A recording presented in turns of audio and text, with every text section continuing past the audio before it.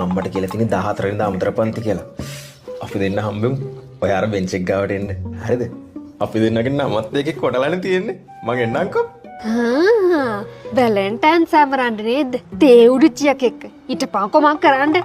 අම්මේ මං එළියට යනවා. කොයිද මොය යන්නේ? මේ පාඩම් කරන්න යනවා මේ සුපුන්ලා ගෙදර. සුපුල්ලා ගෙදර පාඩම් කරන කොපොත්. මේ පොත් ගේන්න තමයි මම මේ අම්මට කියන්න බැරුණා. ඔබ කොහෙවත් යන්න ඕන නෑ.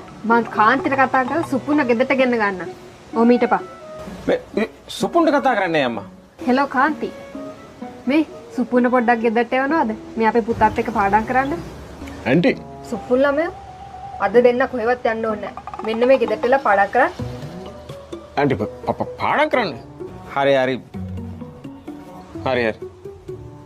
දැන් උඹලා දෙන්නට මේක ඉදිරින් යන්න නෙමේ. දැන් මං ගිහින් කවුදර නැට්ටිච්ච කියලා බලන්න ඕනේ. අර තියදී බංකුව නම කොටලා තියනවා කියවනේ. කෝ බලමු. ඉසුරු දන සුපුන්. සුදු මහත්තයා.